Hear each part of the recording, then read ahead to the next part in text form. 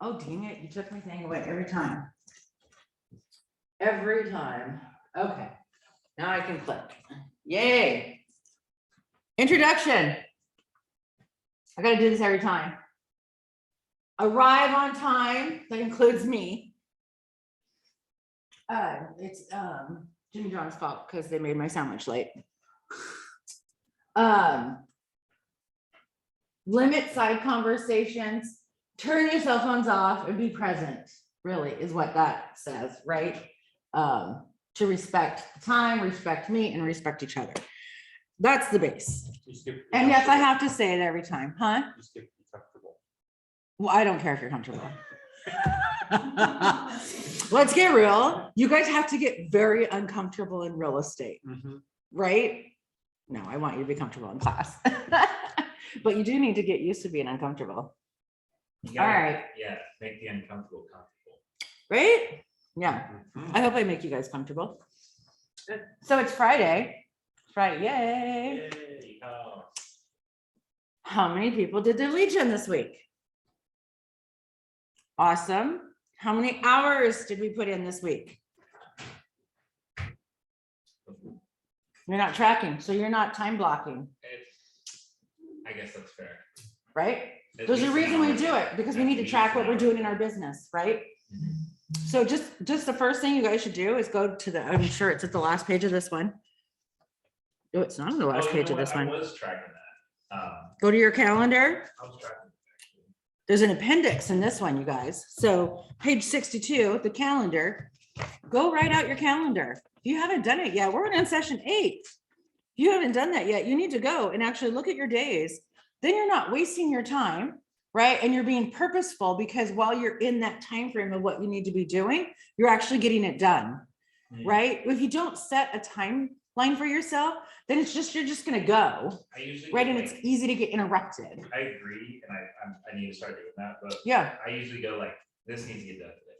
Like that will get done today. But if I have it needs to get done in time blocks, right? Because everything needs to get done in a day, right? Yeah. Especially as you get contracts and you start going and you start doing more. That's where people lose track.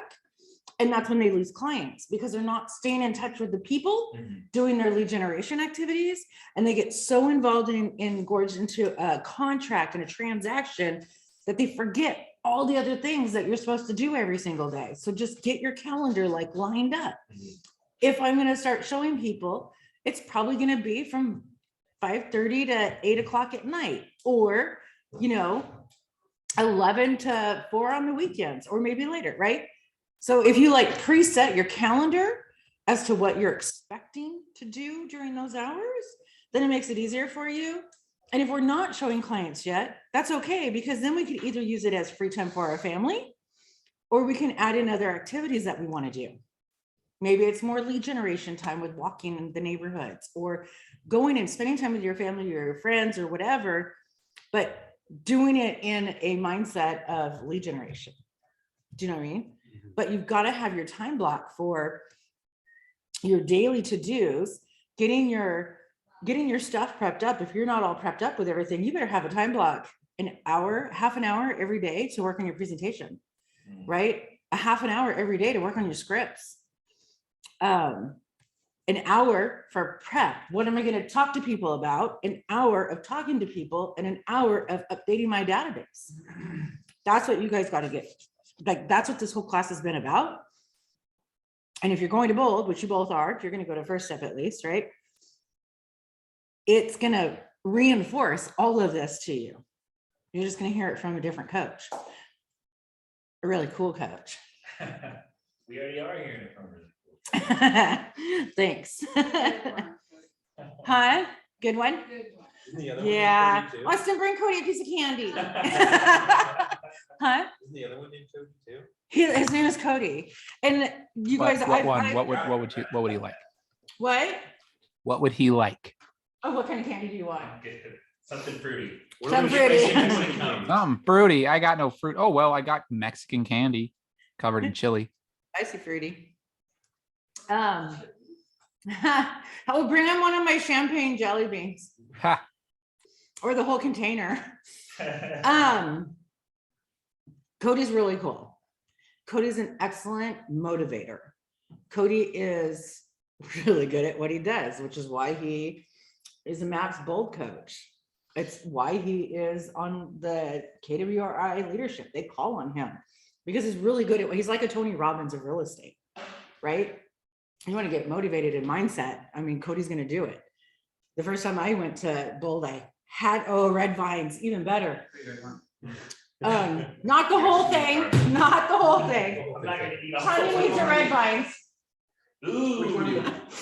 The Twix. Oh, see now, John, you can get one of those if you're nice to me. I'm more of a Twizzler myself. What? That's like plastic. Yeah, red vine is just like, Red vines is delicious. I don't like these actually. Oh, hell yeah. Originally, my Hollywood videos, going to get a movie and then heading home and going to watch like iRobot. Yeah, Okay. yeah, It's really specific. yeah. Do you know what? We're like totally going off, and it's being recorded. Sorry. No, it's all right. The other night, my husband goes, he loves to go on Voodoo. I can feel a piece of lettuce. And he likes to go on Voodoo and buy movies, right? Just for streaming. And then you can also get it and they'll ship it to you too. So he likes both. Big eye roll there. So he's like, oh, we need to watch this movie. And he goes, it's like relevant to today in the world. And I look up because I'm not paying attention when he's looking for movies because he spins so fast it actually hurts my eyes. So I look up and I'm like, Red Dawn, that's like really old. It wasn't, it was the newer one. And he's like, no, this one has your boyfriend in it. Who's your boyfriend? Chris Hemsworth. I Mhm, don't see that. mhm, mhm. So anyways, But he's Australian. oh yeah, He's like a weird. The name accent. for Australian. Does he? I'm assuming he does an American accent in the new one. yeah, it's not, you can't really. The old one has like. Patrick Swayze? Yeah, I know, yeah. Corey. I thought you guys were talking about the submarine side of that. Oh, Hunt for. Oh, Hunt for Red October. Sean. Sean, yeah, Yeah. like now he's old, but That was then dead. it was like, Oh. he's died. Oh, well, the older I get, the more people die. Okay. Why are we here today? Okay, so wait, we did legit activities. We did our hours and then I chewed you out and then you got candy for being nice. Did we make any appointments? You did? I have lots of stuff going. I'm kind of busy. Because she's back there not even paying attention to class. I paid attention to the class. I am actually. Do you want a book? Do you want a book? You earn a book if you got an appointment. Oops. Oh, darn it. I'm like totally. But an easy read. Okay, let's think about why we would want one of these. The Millionaire Real Estate Agent. We teach, this is the business model of real I have estate. that one. Okay. The one thing goes in deep to try to help you find the one thing that gets you going every single day, that gets you to do all the activities that are hard for us to do.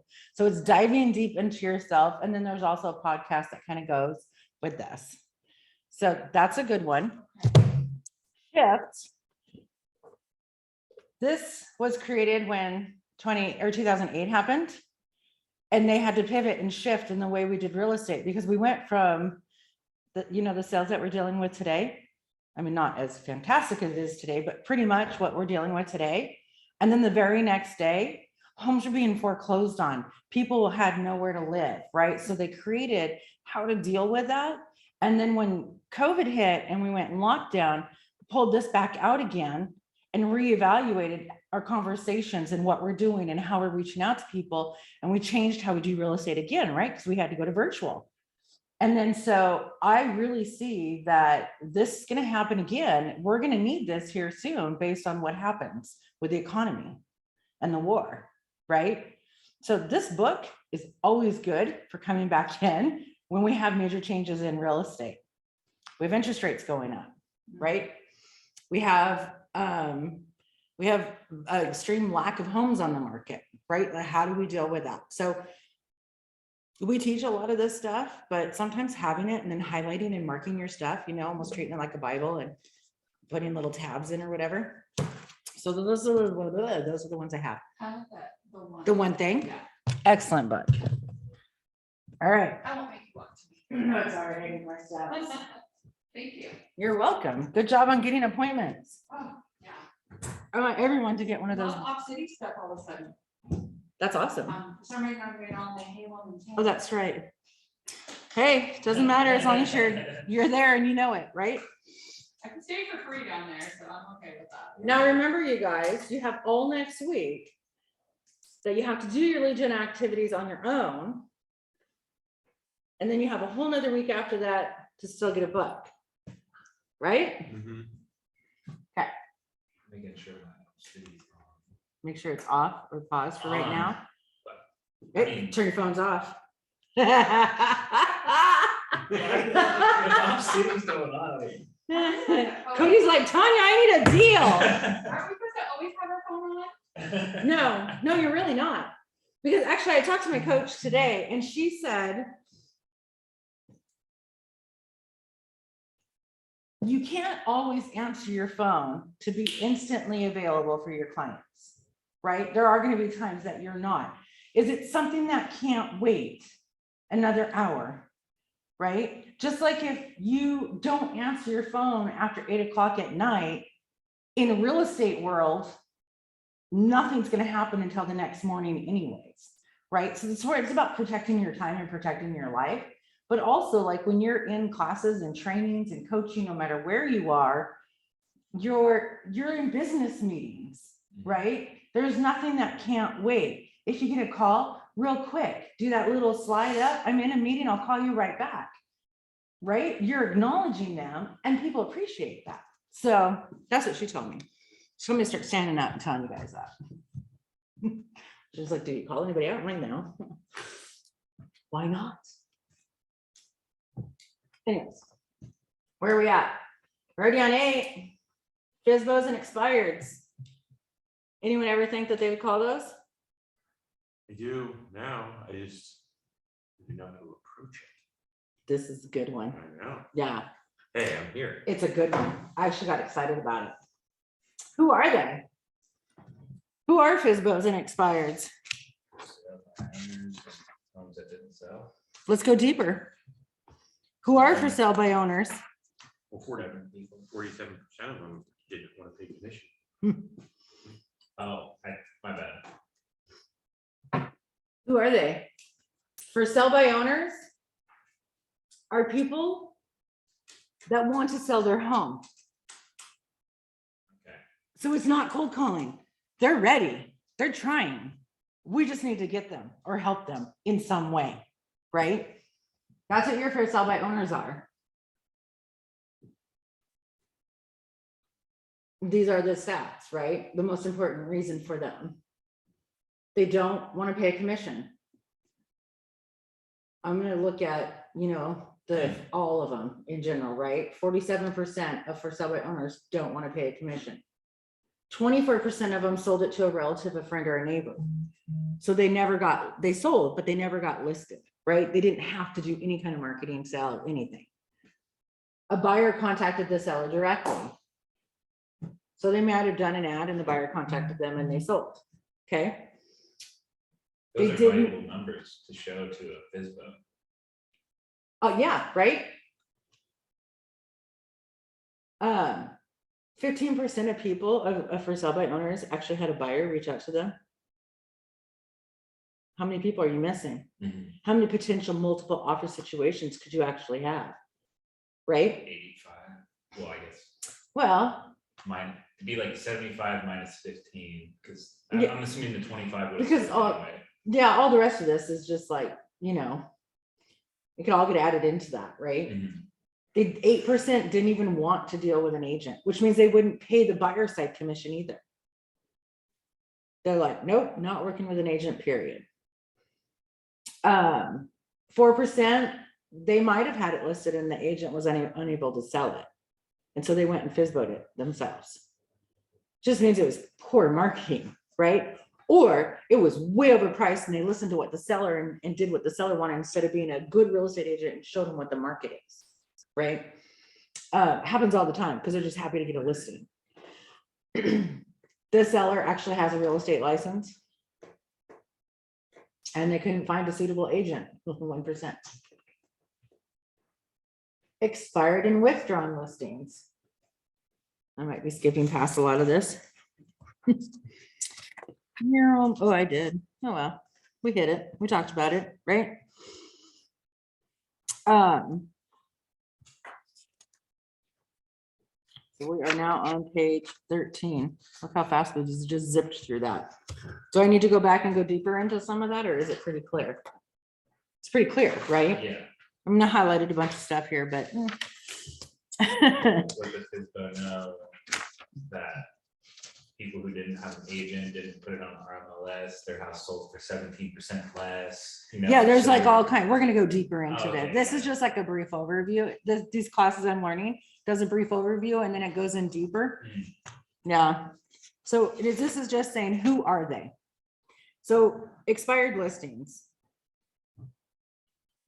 They just didn't sell. Most of the time, the people still want to sell, right? So that's where, again, it's an easier listing than a cold call, right? But they're also getting bombarded by every single agent out there. So there's things that you need to do before you call, right? We'll go in more. And withdrawn. So withdrawn is different here in Oregon. Withdrawn means that the home went live, active, and the sellers don't want any showings or anything for like a week or 2 weeks or something's happening, right? So they withdraw the listing. It's still listed by the agent. It's just like on hold. So we're not allowed to contact those. Apparently some states that status means different stuff. So that's why it's in here, okay? Just a FYI, if you have a 6-month contract and it's withdrawn for 1 month, then is that a 7-month contract now, or is it still 6? 6 months. Okay. Yeah, it's withdrawn during that time. Your contract is what your contract is. Okay. Plain dated. Mhm. Yeah. Okay. So no marketing withdrawn, only Fsbos and Expireds. Okay. So why don't homes sell? Do they have it? Oh, there you go. Overpriced, right? I've heard from Peter over and over and over again. If a home doesn't sell, no matter what the reason is, it always comes down to price, right? Yeah. It could be condition, but at the right price, Yeah. it's gonna sell, Yeah. right? So it always comes back to the price. Are you selling it at the right price for the condition of the property, the location of the property, whatever it is, it's always price. I believe that too. So they have on here, it was in poor condition or it wasn't marketed well. Pretty much nowadays, if it goes into RMLS, it gets marketed every possible location, right? If they don't put a sign in the yard, it's still in RMLS, and every agent and everybody on the internet has access to see this house for sale, right? So I truly think that just doing that is marketing it well, but you can really over market, right? Like, and that's our like added value. Well, we're going to put it not just on the internet, but I'm going to do social media ads, paid ads to push you out to a wider audience, to get it in front of people instead of them trying to find it, right? So just doing more things that gets it out in front of them. The marketing too is open houses. Sorry, I got like a little hair, it's driving me crazy. Open houses is the marketing, right? Do we really need them right now today? Maybe. Do you think that having an open house for a couple days on a weekend will help drive up the amount of offers that you get? Absolutely. Could it also have the opposite effect that buyers are going in, they're seeing how many people are coming to this, and now I don't want to be in competition with that? Possibly. Possibly. That's not the buyer you want. You never know, right? I mean, like, well, you could have a buyer that has been beaten out of 10 offers already, Mhm. So now if they go to one that has an open house for 2 days and they see a line of people, they might just be like, we're never going to win this one either, right? So in that respect, we need to be really good agents to make sure that we're pumping them back up, right? And we're talking to them about the ones that we didn't get, and maybe we need to reevaluate what we're looking at to where that we can do a better offer, right? Go back to the lender, find out what things we can do to make our offer more desirable. Okay. Just talking to somebody yesterday, who was talking about how they wanted to submit an offer and the agent was like, hey, it's getting really competitive. We got a lot of offers, and that just turned them right off. Yeah. The property's still on the market. So like, Yeah. they've just been lying. Some of them do. Right. Yeah. I mean, I don't know if you heard, I told the story where back home where I was really all the time selling. There was an agent in town, no matter what the market was, anytime you called and said, hey, you know, do you have any offers yet? What is the seller looking for? Oh, yeah, we've got lots of offers. She didn't have any. She's trying to make you drive up the price. Every single, so we knew like that, you just didn't even bother asking. Yeah. It was just like, hey, what does the seller need? Right? But it's not like it costs money to write an offer. No. You're not just like throw your hat in, you know? Right. Like, oh, we're never gonna win, but like, it's free. Because- I mean. Because buyers get emotionally attached to the home. That's why they want to write an offer. That's what's happening to me. And then because you're trying to buy a I'm getting- house, Yeah, I'm losing. right? So you're getting really discouraged because Yeah. you're not winning one. You're giving your best and you're not winning. And now you're like, why do I even bother? Right? Do you see this? That's what your buyers are doing. They're emotionally attached. They don't want to write an offer until they fall in love with the home. Well, they just fell in love with a home. They don't get it. Their hearts are broken. The next time they go find a house, they always compare it to the one they didn't get. And if they do another one, now they're comparing it, they lost another one. They were settling for that one. Maybe it was better, but they fell in love again, right? So we have to, Expectations. right? Hey.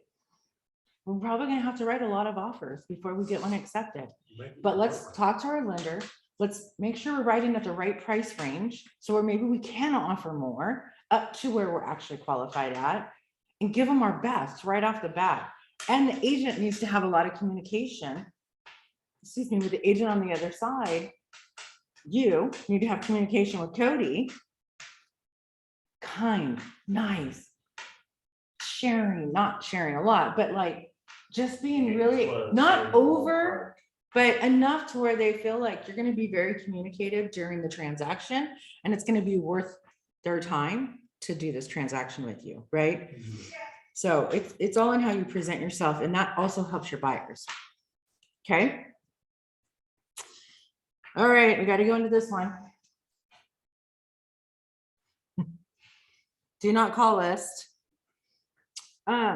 Interesting enough, this does state, where did I see it?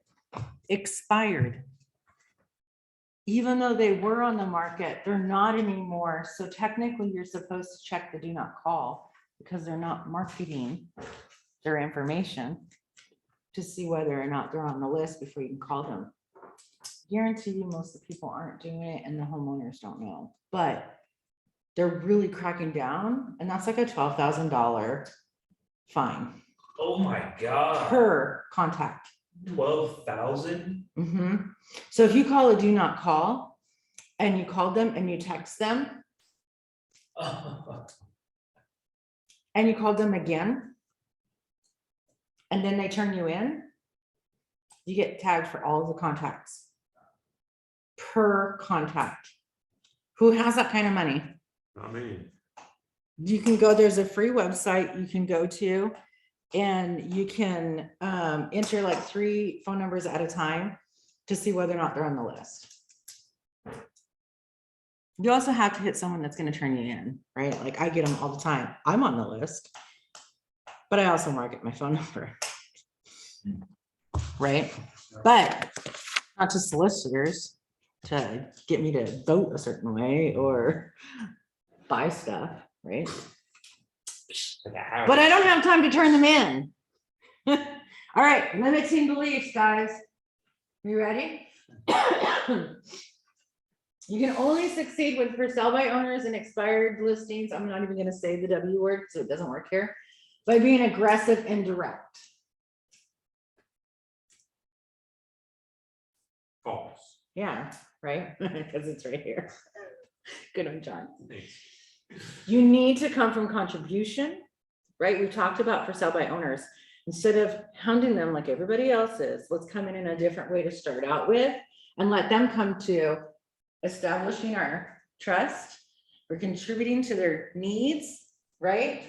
And we stay in touch with them because we're working them on the other end instead of selling, but then we're sharing information with them that gets them then to say, hey, it hasn't sold. Can you sell my house? And there's some examples in here. That's a really great idea. You got other people that are calling, hey, you want to list with us? We can sell your home guaranteed, right? They're just hitting the sale. So come from it in a different way. And then you're doing this instead of being aggressive, right? One of the things that I like this on here. So anyone can find a comfortable way to work with a Fsbo or expired. You already know, hi, you already know they want to sell a home. So smart agents capitalize on this motivation, right? Here you go, Chris. Chris is joining us. Yay. Yay. We're on page 17. Okay. Right, like, so that's like the easiest one. They want to sell a home. And if they're selling a home, they probably want to buy a home. Probably. And if it's not here, we can help them somewhere else, right? So that's what we're going to do this part. On topic, but so Michaela got a Fsbo, right? Yeah. How did I mean? I haven't seen her in a little while, but like, like story, like how did that? She just started calling people. She was doing the direct. And what was did she tell you like what that conversation was like, what the situation was? No, but it didn't sell. Oh. There actually ended up being a huge assessment. Like it went pending. There's a huge assessment on the condo project and the transaction died and she's lost the deal. She got another one though. She did get another one. I kept on making sure that she's checked on the assessment and that there's not a problem with it, right? But she just was calling an HOA assessment, like $1 million for the whole complex, but that's a lot of money, right? How many units?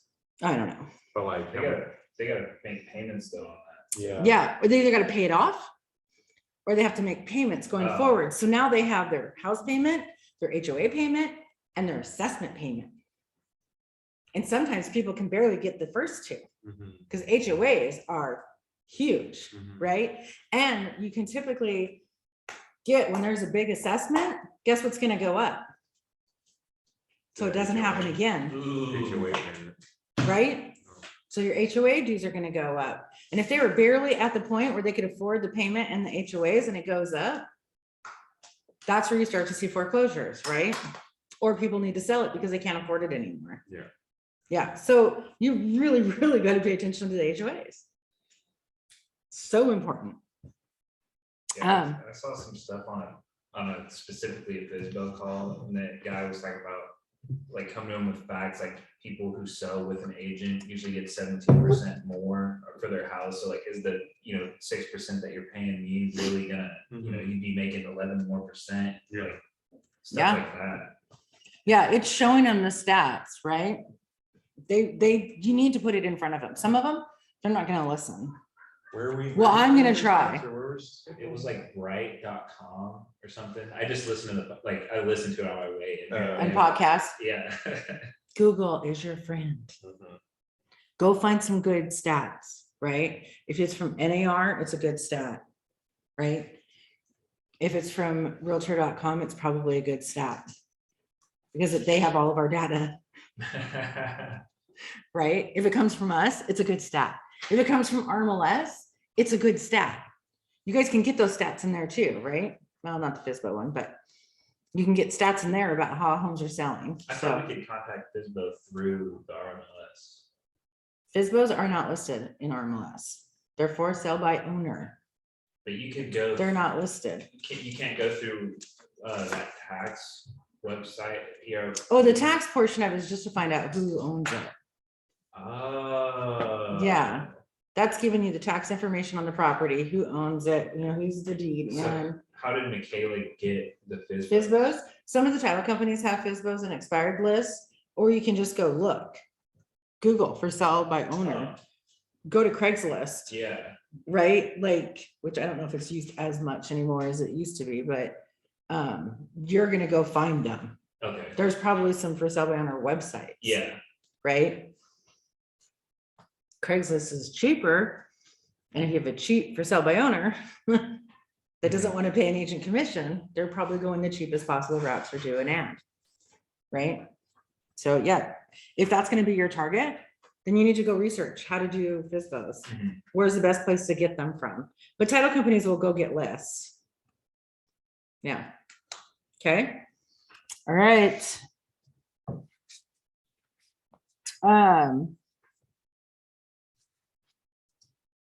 Yeah, down here at the bottom, it says, don't try to sell the owners on reasons why they need to list with you. Just get an appointment to sit down and talk to them about the market. Mm.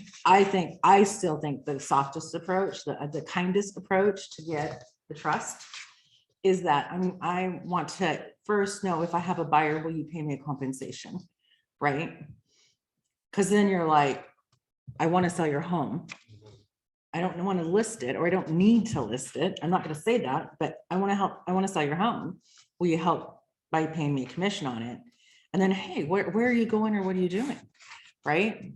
And some of them just think, I'm just going to use the agent that has a property listed.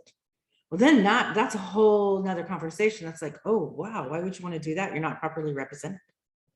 Then you talk about agency, right? The listing agent works for the seller, not for the buyer too. You need to be properly represented. I'd be more than happy to help you with that. It might not be the first conversation, but it could be a continuing conversation. Share the market stats. If you go find a for sale by owner, before I even call them, I would pull up properties in their neighborhood or in a general area of where people would look and see which ones have sold in the last couple weeks or in the last month, how much they sold over list price, what are active, share the comps with them. Like, I think in here it says, actually, don't tell them what their sales price should be. But did you know this house down the street sold for $20,000 over list price because it was listed with an agent, right? And it, like, if they've been on the market, like, how long have you been on the market? And you don't have any, how many buyers have you had come in? Have you had any offers yet? Like, be inquisitive, right? In a nice way. That's the Well, thing. there's like 5 houses that have sold in the last 7 days in your neighborhood. Hey, Tanya, Yeah. you're getting a lot of text messages. I know. Don't you like it? No, I'm it's shaking my office. It's shaking your office. Oh, no, it's not that bad, but Seriously? Let me put it closer to the microphone. oh, great. Thanks. You're welcome. Am I actually getting text messages though? Yeah, we're getting some kind of push stuff. Just like, I am. 4 text messages. hey, I am. I'm like, whoop, whoop. All right, I'll move it. Yeah, I think that, like I was saying earlier, just like talking, like, having the mindset of like just getting to know the person. Like that, everyone who I know, like the newer agents who sold stuff, are like, yeah, I had friends or family or something, or not everyone, but a lot of them. So it's like, make a friend, sell their house. That's right. Right? Become the person of knowledge for them. Share some stats. Mhm. Like, you have to think about the things that normal everyday people don't have access to. They might have access because they can Google and look at what the national stats are, but does that actually pertain to hyper local? Yeah. Right? So that's the kind of stuff that we want to share with them. All right. That's a good point. I guess I never thought about like the Fsbo. It's like, I always assumed that a Fsbo would be like tougher because they're a more stubborn person, but somebody's trying to sell their house. And if they haven't sold it by themselves in 2 weeks, do you think maybe they're not freaking out a little bit? Yeah. Right? So I mean- that's where, if it's a Fsbo that you're gonna call, you're gonna stay in touch with them, right? Like a lot. Call with some little stat. Hey, I'm gonna just check in with you and kind of give you an update on like how many have sold.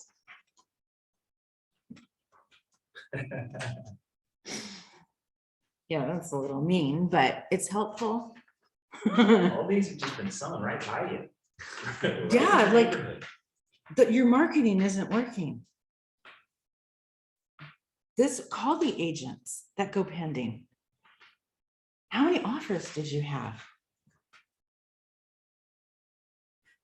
Mr. For sale by owner, the house, and if it's in their neighborhood, they know the house.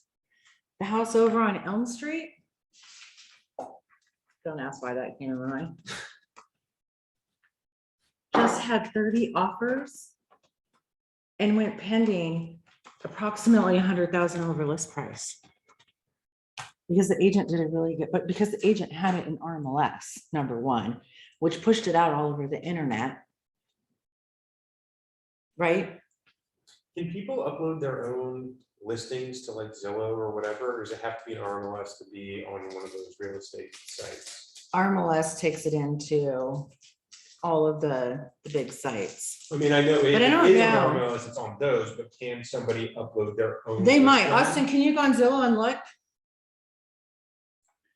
You want me to check?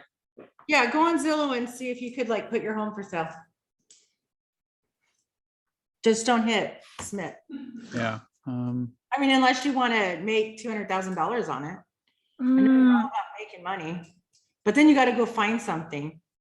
Cause like I finally got my husband to like go, okay, maybe we do need to move a little bit closer somewhere in between our works. As So- soon as I go to, there's like at the very top, there's like buy, rent, sell, home loans, agent finder. If I click sell, the first thing that comes up is a find an agent button.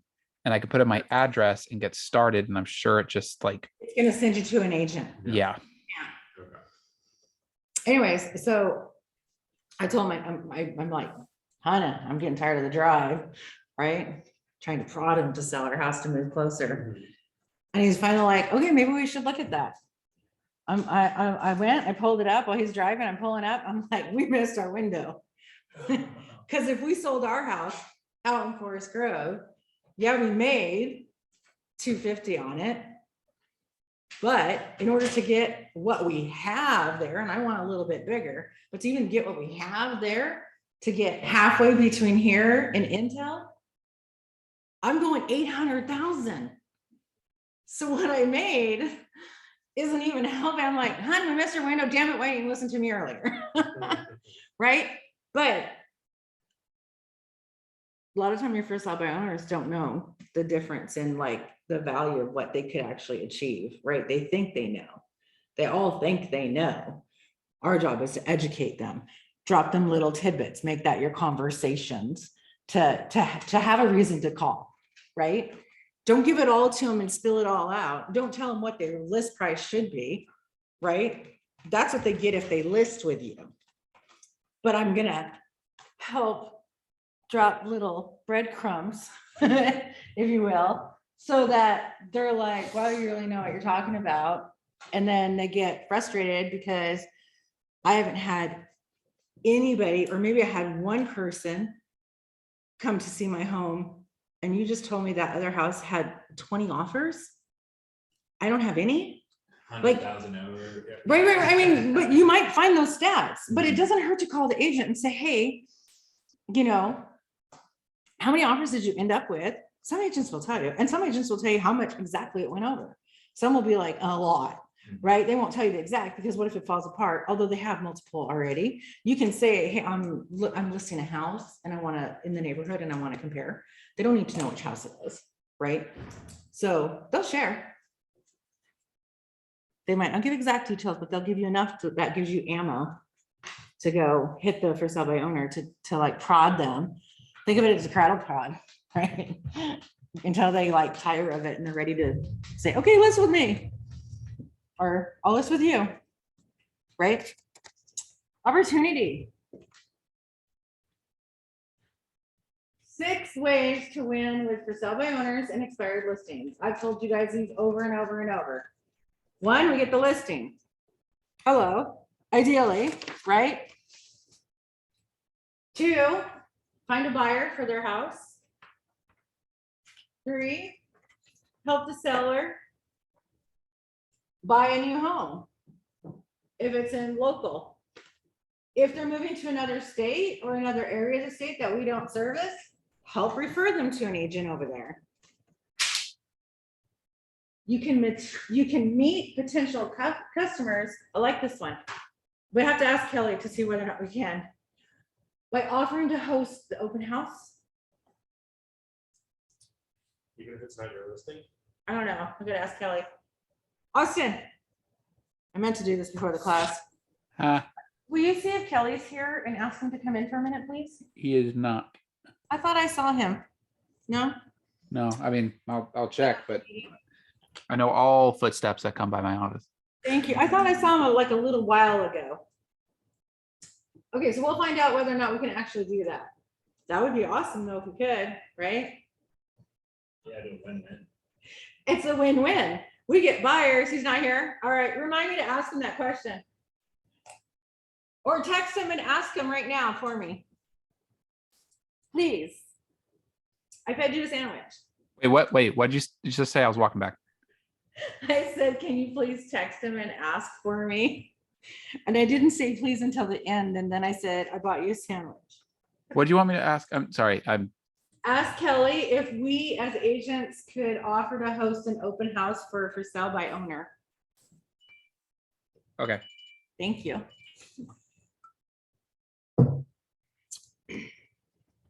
That's why I feed him lots of sandwiches, because I tell him what to do a lot. It's a good trade-off. It is, and I don't eat the whole thing, and then I'm not miserable all day, and I don't get an extra weight from it. So it's a win-win, right? Which is what we're all about. What's our first line in our Y4C 2 TEs? Win-win. You're leveraging your sandwich. Yeah, I am. All right, help the seller write up business if they find a buyer. Can we do that? Apparently. Apparently, yes.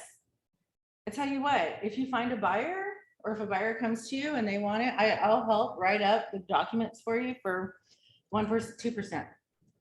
Start higher. Yeah. Right? I'll take care of both sides of it. I'll just write it. I'm not representing either of you, so there's documents for that, but I'll write it all up and execute it for you. Otherwise, they've got to go get the forms themselves. What Right? type of agency is that? None? There is no agency because we're not representing either one. There's a document that says I'm not representing the seller and I'm not representing the buyer. Okay. No But they're agency, still gonna pay you. but they're gonna pay, And excuse me, they're gonna pay for our services and our contract. So Mhm. as like, you're just basically working as a contract writer, Yeah, just part of a real estate agent's job, right? yeah, right? Obviously, but I guess like looking at it from that perspective, you don't have anything to do with the seller or the buyer. Nope, you're not you're marketing your just house. providing the documents, Seems like the way to go. Just write offers. which is where a lot of there are agencies out there that charge 1% and they don't do anything. They'll plug it into MLS. And if you go on, if you end up writing an offer on that, guess who's doing all the work? You. Or whoever You. wrote the offer, right? The agent who writes the offer. If it's an MLS and it's one of those where please contact the seller directly, you're now handling both sides of the transaction for whatever tiny little fee they're offering you. I hate those. It really is because they actually rely on you. And if you don't do that, you're not doing the best for your buyer, right? Because they're not providing a seller's property disclosure. They don't have one. So you're representing your buyer to the max that you can. It really sucks. Like you have to be like, hey, we need this. Hey, we need this. So you're like really working both sides of that transaction, even though you're not representing them and you're only getting this much. Right? But you want to do the best for your client. So you're going to do all of it. While the agent who listed it for 1% All they did was put it into RMLS. They didn't even get good pictures. Those are the ones that drive me crazy. Those are the ones that make my temper go up. Yeah, right? Mhm.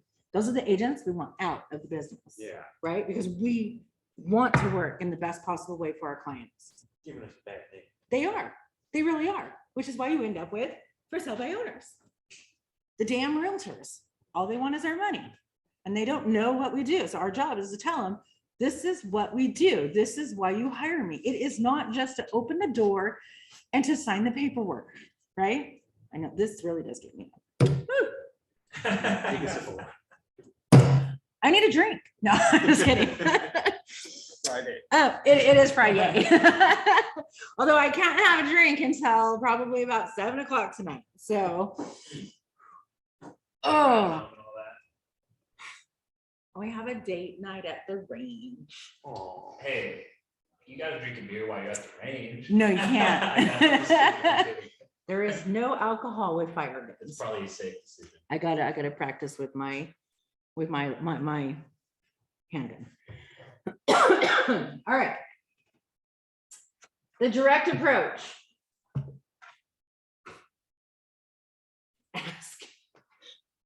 Asking everything, you guys, not just for sale by owners, but ask everybody for everything. If you don't ask, you're not gonna get, right? I'm like jumping ahead here. Boop. So Diana Kozowska.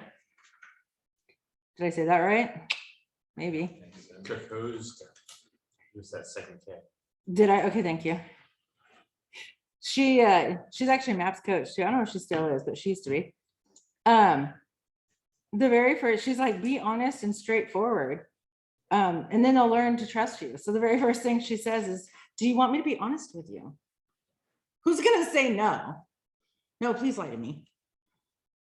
I mean, I would say that, but I was gonna say, I feel like I might have- I might have said that to you already, right? No. Right. So just be honest, right? Like, and ask, do you want me to be honest with you about maybe why you haven't sold yet? So call them first and call them often. So call them first. She calls new expired listings between 7 and 8 in the morning while they're commuting to work. Because it was the best time of catching them, not only before they went to work, but before all the other people are calling them. I have a hard time calling people at 7 a.m. Yeah, I do totally. too. Because I'm like, man, if somebody called me at 7 a.m., I mean, I'm usually awake, but it's like, Okay, I'm well, not online. but think about this though. Think about a person that works from 8 to 5. Mhm. They're commuting. They're already in the car. How easy is it in today's world to just answer the phone while you're driving? That does happen to me sometimes. Yeah. And if I bother to pick up, Yeah. I have one of those tricky numbers where I'm Yeah. like, I'm not paying attention to anything. As soon as they start Yeah. talking, I'm like, oh, you're one of those. But I think can't about help this you. too. Let's refresh your mindset, Okay. right? I'm a for sale by owner and I have my home on the market and I'm waiting for people to call me to buy it. No, I understand, because Right? the only time that people ever call me is like, it's just some sort of scam or something like that, where it's like, okay, I immediately know what this is. Nobody's offering to help me do Right, anything. They're right. just saying, can I trick you out They of your want money? you. Well, yeah. The idea is that you're hitting it before your people who were paying ISAs to just call them and call them and call them and call them, Mhm. right? So the idea is that you're getting it before they're sick and tired of these calls. Because every time, the first thing, I got calls from all you damn KW agents. And that's really gonna pick up in the next 2 months, because guess what people are gonna be calling to get their numbers for bold? Ooh. You're gonna hear the damn KW agents are all calling me. We have 4 market centers that are doing bold together, I'm gonna start calling right now. right? Start setting up the people that you're talking to. And that's also why I like to try to find you guys different ways and different people to talk to that aren't getting hit by everybody. Do they not like, I mean, for bold, can't they like split into like regions, like Nope. you group only call people in this area, they were just sort of cannibalizing each other there at that point. And it's gonna only get worse. Cream rises to the top. I guess so. It's only gonna get worse Silver tongue. as the market gets harder and harder. It's only gonna get worse. Your competition are gonna do anything. So we've gotta stay honest, come from a place of contribution. Let people feel like we're extremely trustworthy. And then they'll wanna work with you. Versus the aggressive director approach, right? But you have your own ways. Then I find most people are going to do it the way they're used to, how they would want to have it, right? Cody, for some reason, I feel like you would be more direct. Like you would want someone to be more direct with you. I like people to be direct so I know what they're Yeah. talking about. See? Yeah. How would I, John, your soft approach like me.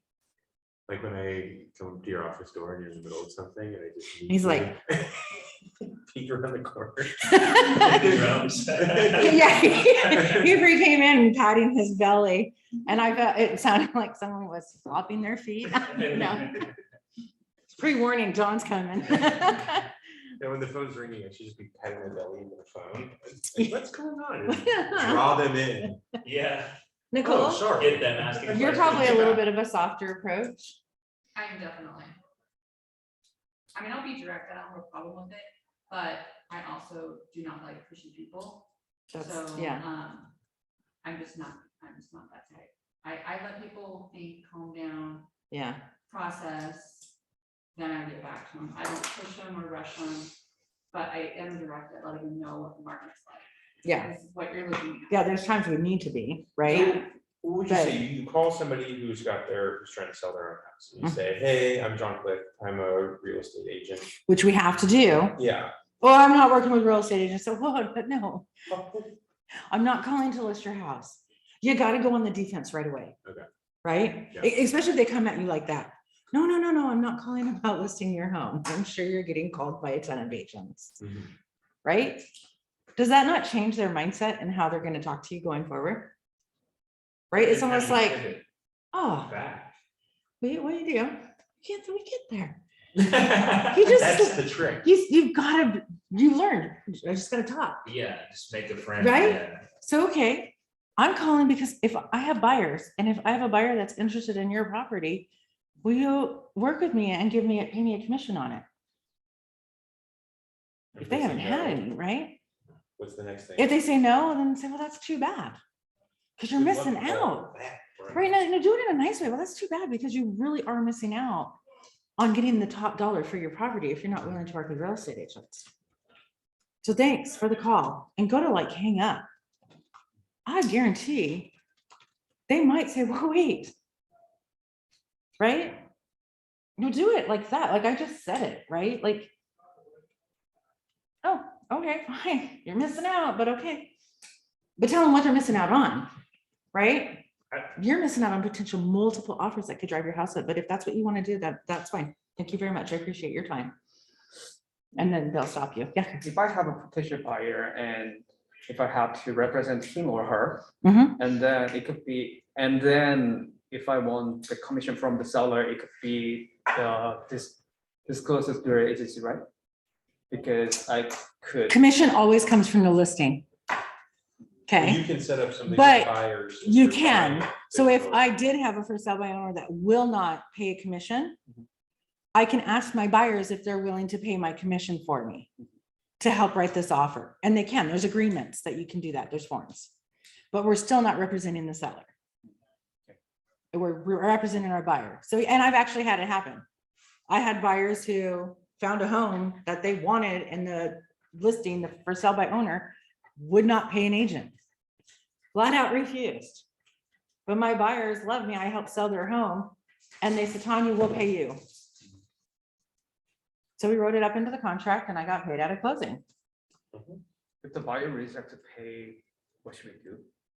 If the buyer refuses to pay it, Yes. then I can't help you buy this house. And if you lose them, go remind them how you're protecting them and what you're getting and what they don't get if they buy that house Mhm. directly with the seller who has no agency, no documents to protect them, Mhm. right? It's a reminder, this is what my job is for you and everything you get. So if you choose to buy this without an agent, I wish you the best of luck. Right? You can do it at a lesser fee. You don't have to do it for 2.5% because your buyer is paying for it, right? But also you might not have to offer 20,000 over list price because it's a for sale by owner. They don't know the difference.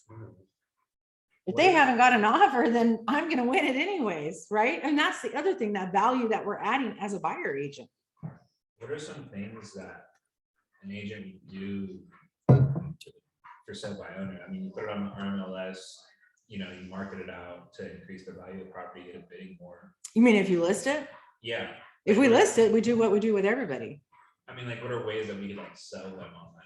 Getting professional photography done. Yeah. Okay. Helping them with staging it properly to get proper pictures for the property, because they probably took the pictures themselves. Yeah. Show them. This is the difference between a home that goes on the internet, pull up listings, right? This is one that has a person taking the pictures, and this is one that has professional photography that I'm gonna do. Which one's gonna stop, Yeah. right?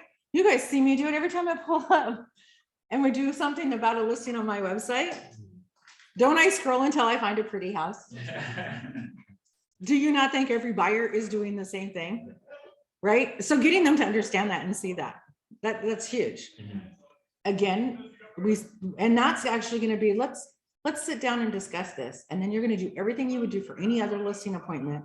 You're gonna prepare a CMA, you're gonna prepare all of your marketing It's materials, like, I got you. and then you're gonna win them. And I have your back. Is there anything like a contract Agency. wise that they might fumble if we weren't there? I mean, I know it's not like. They don't have the same documents we have. If they sell a house for sale by owner, they're buying legal documents from online, or they're getting this simple sales form from the title company. Oh, They don't have everything that we have that protects both sides.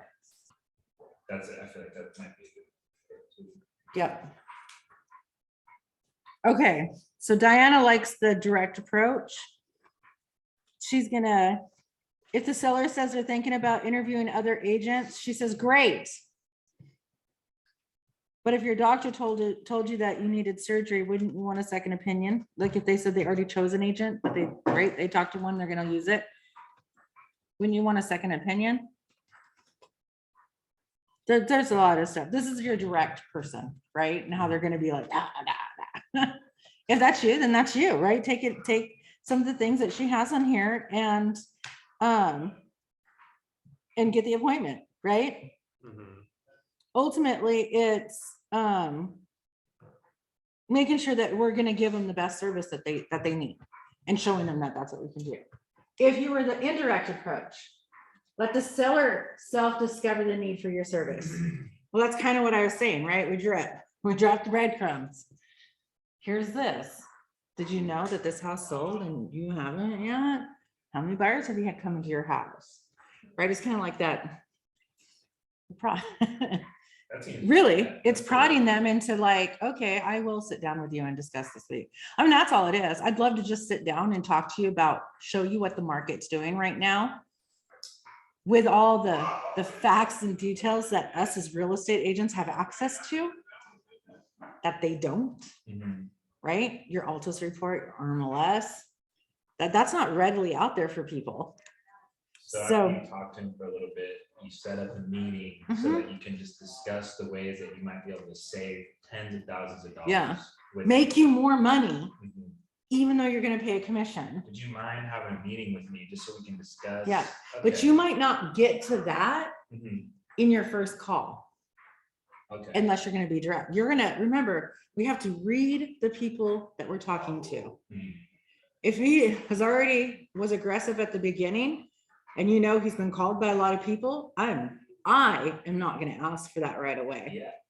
I'm gonna go the other approach and say, I'm gonna check in with you a couple times a week. If I'm calling on Monday, I'm gonna check in with you on Wednesday and see if you've had any offers on your home yet, If you're right? I might using- check in on you on Friday or Saturday. if you're using the approach of like, hey, if I had a buyer who might be interested in doing the commission, you'd be like, yeah, but you don't actually have a buyer. Like, Well, no, what is? but what if I have a buyer, well, you could have buyers, but they might not be interested Say I in that don't. home. Say I don't Right. have a buyer.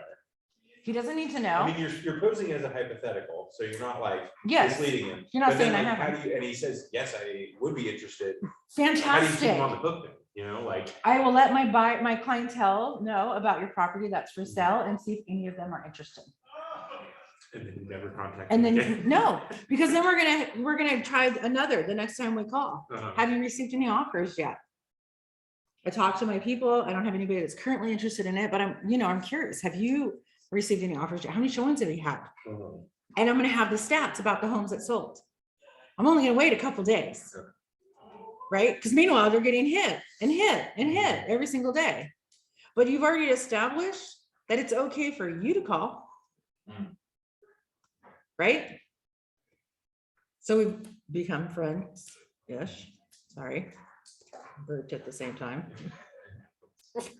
So attractive, right? Damn Jimmy Johns. So good though.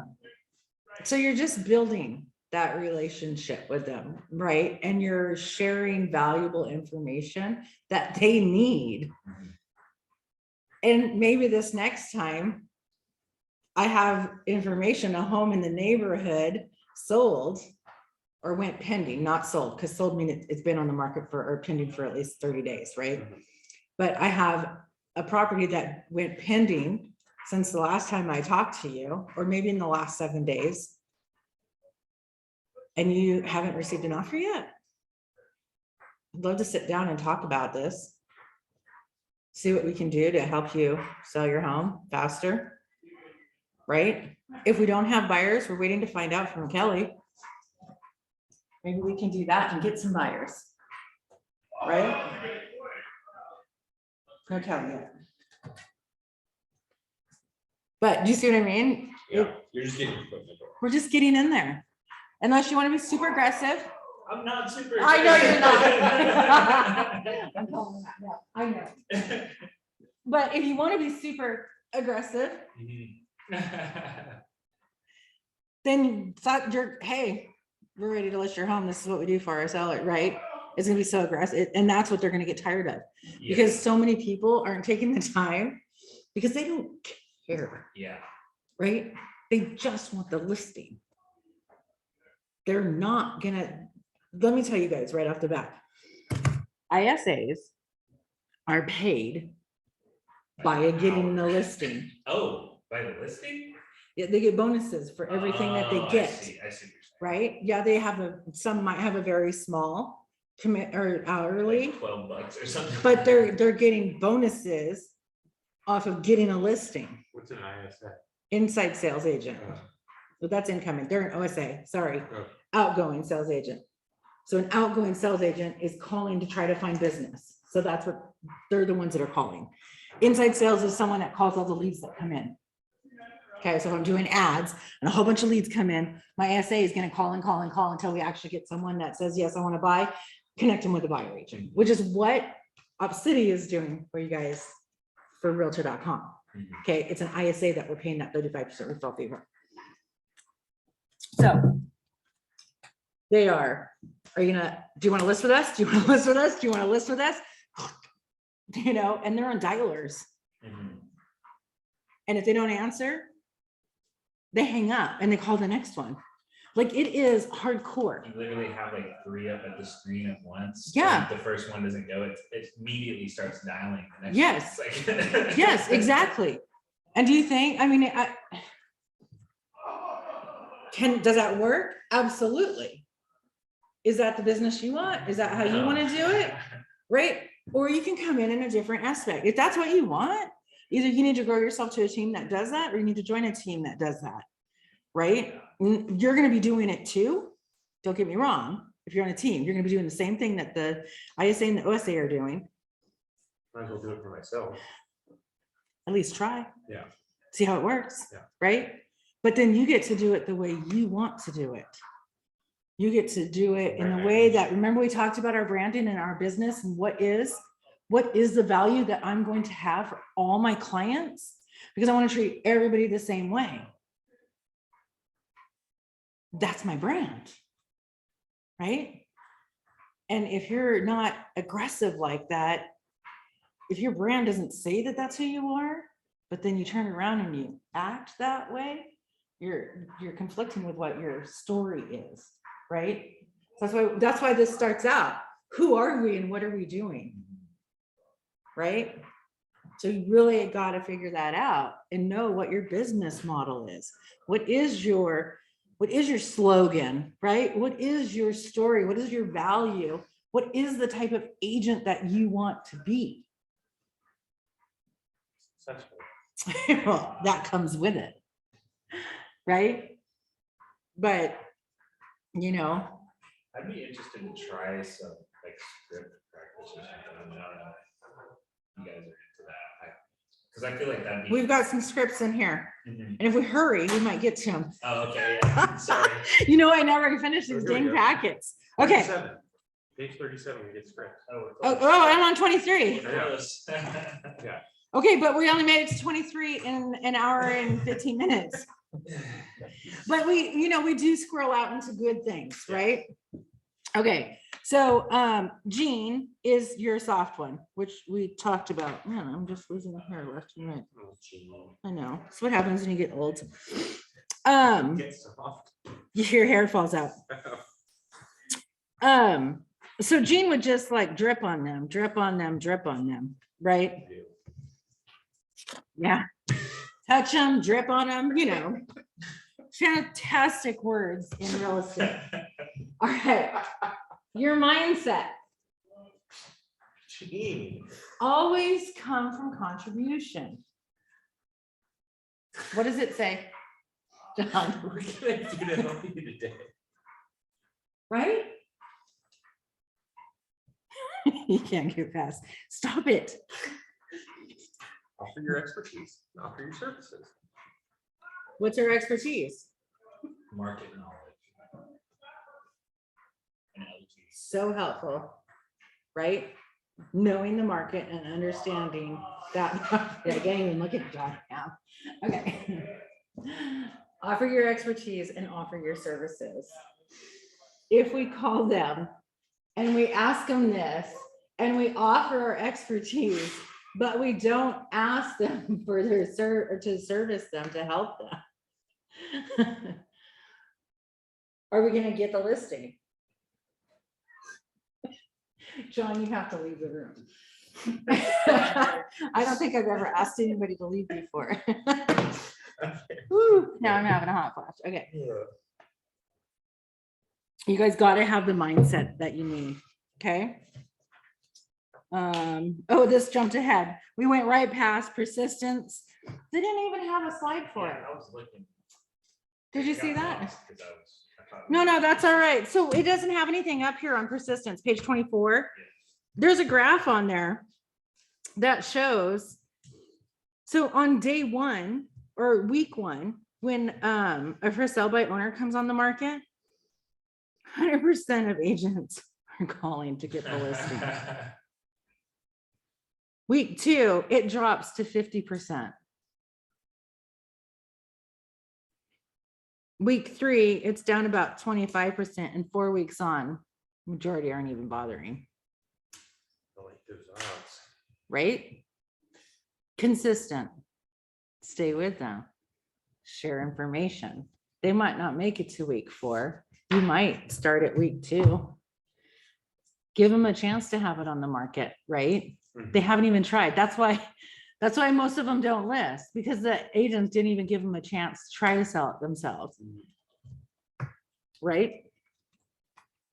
And I know this is fundamental, but and maybe I missed it, but we're finding these for sale by owners by like going on Craigslist or Googling for sale by owner. And Yeah, like, there's call and no title company, ask for a database list. or collection or compilation. Not for us. I mean, we all gotta go find them, right? That website that I just showed, that Fsbo. Yeah. You have to pay for it though. Some of them you do, right? Right. I mean, are they just going online and finding it with what? Probably. I'm assuming, yeah. Yeah. Teaching a class. Okay. Barriers.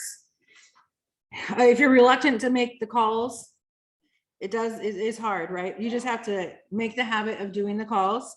It's just like in everything that we do, right? Make the habit of doing the lead generation, and then it becomes easier to do. I like this. Gary Keller always shares that he has a fear of rejection, but his fear of failure is even stronger. So he did whatever it took to be successful. Mindset. Oh, we did that. Sweet. Come from contribution, know the market, give them tips on how to sell their home, tips on staging, offer your services, hopefully by holding an open house, do a market analysis for them, create a virtual tour. I don't know if I would do all of that before they actually list it with me. Do a financial pre-qualification. Well, we can't do that, but our lender could, right? I don't know. All right, steps for working with Fsbos. Prepare yourself, right? Be prepared to talk to them, to have conversations. Know what you're gonna say. I know.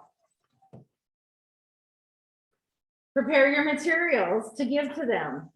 There's materials in this packet in the appendix so that we can create it and make our own. Here's some materials for you, right? And then we'll go into these.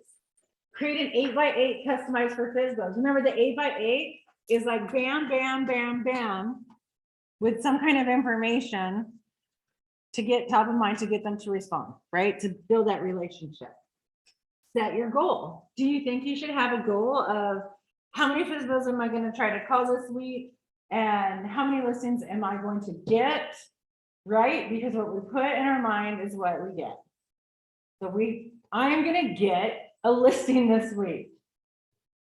Are you not, if you keep on telling yourself that, I'm going to get a listing this week. Are you not going to then go do the activities and hope that you get an appointment to get a listing? How many appointments do I need to get a listing this week?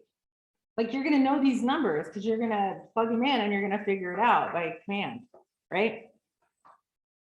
And then just tell yourself, I'm going to do it. Get yourself in the mindset, right? Go find them, the people, the houses, and then organize your information on each listing. You definitely need to have, I would do a prospecting search on each for sale by owner, right? Like a map search, pin the address. Well, if you guys don't know how to do that, tell me, we can go through that next time. Go to map search, put the address in of the Fsbo. It'll pop it onto the map. Then I do a radius search or a neighborhood search. I usually do like a radius search and go 2 miles out. And then do the criteria. Active, pending, sold. 2 months, 1 month, right? Because everything's changing like this.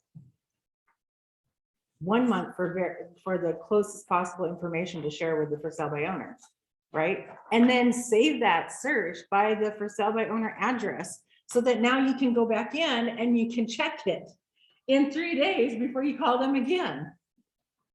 If they don't respond, like if they say no, no, no, no, no, and you know you're not going to get anywhere with them, I don't know, get rid of that address on your prospecting. But the prospecting is a quick search. So I don't have to redo that every single time.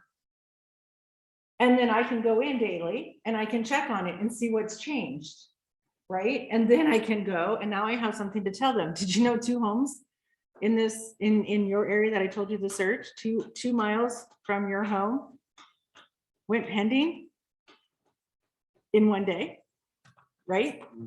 We're just kind of hitting them. Like, did you get any calls? Did you get any buyers? You have any showings? Have you gotten any offers? Like, you want to get excited for them, right? And really, it's making them feel bad because they don't, right? If they did, fantastic. So where are you going? Right? I mean, that's great. Now let's talk about where you're going to go and how I'm going to help you do that. I think this goes in deep into each one of these, but I kind of already hit it, right? Your 8x8, touch 1. Preview the property and leave a Fsbo packet or a pre-listing packet. Touch 2 and 3, send a postcard or a letter to touch and call after the mailing. Right, so you're gonna drop something off maybe. You don't wanna mail it. And when they say mail it, they say right after your first touch, you do the post, you have it all prepped. So right after I do this, I mail it, because it could take a few days to get to them, right? And you're just like bam, bam, bam. Or you can spread it out. Diana would be bam, bam, bam, bam, bam. This would probably all be done within a week or 8 days. Jean would probably be week 1, week 2 and 3, week 4, right? Because she's on that long indirect approach. And at some time they're going to change. I'm going to stop it because they're going to call me and want to list. Right. So that's an example of an 8x8.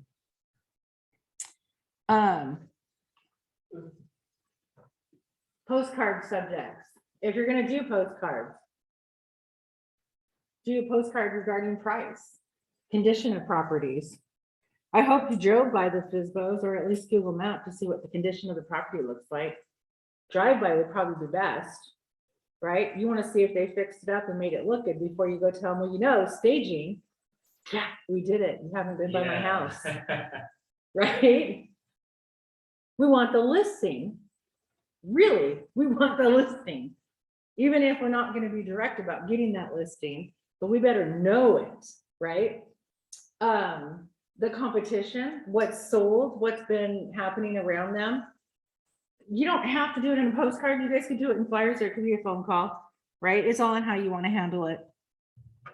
We also have marketing for just reviews. And what do I do now? There's some of that stuff in here.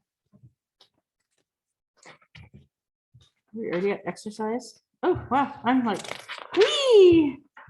It sort of, it skipped over a couple pages. It did. Yeah, it really did, didn't it? Yeah. I mean, whatever. The Fsbo packet, Yeah. right? Okay, that's at the back of this, okay? So you're gonna leave a Fsbo packet. Some of this stuff, the ones with asterisks, are gonna be, some of that's in this for you to do.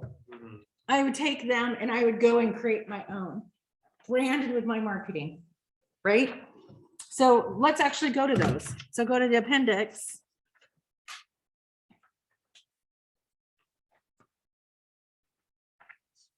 Let's go to page, let's start at page 664. So expired packet checklist. This is everything that I would send and drop off with them, right? Do you think those listing packets we have for $25 would be a good idea to drop off? So that's your folder. Then they know the information I was gonna tell them. No, but we could drop it off after we talk to them, Yeah. right? We're sharing our marketing information. And this extra Fsbo stuff that's in here. Okay. So a cover sheet, facts about expired listings, a mission statement, introduction to you that talks about who you are, people in your office, right? Our stats, getting to know your realtor, if you have any testimonials, and business cards. Sample letter. Number 1. How about this win-win offer to help you sell your home? You continue to market it and then use my services as a backup, right? If in the time that we, time frame that we discussed that you select and you're not successful, then I'll step in and start marketing for you. We'll do a listing agreement, right? And here's how my program works. No strings attached. And then you can check in and give them stats on the market, right? This could be a script if you didn't want to do a letter, right? This could be in your first call. Then there's another one that talks about showing a buyer in the neighborhood. Sample letter 3. That would be the one that talks about helping to do the transaction, I think, right? Managing the process without professional help. All right, Fsbo packet checklist. Don't we already have that? Oh, expired packet checklist, Fsbo checklist. It's going to be a lot more, right? All right, and then on page 69 is getting to know your realtor. right? So this is questions. This is like, I know. This is like this is what I tell you guys when I'm doing recruiting, right? What are you going to ask the other people? And I'm going to give you all my answers on this. So you should be asking every single agent the same thing, right? No, if you don't have any listings, I just saw one on there. How many listings do they have? Well, I've sold them really fast. A litigation checklist. Are you this is like to prepare them for not having it, right? Are you prepared to disclose all the features of your property? Do you have the proper legal description?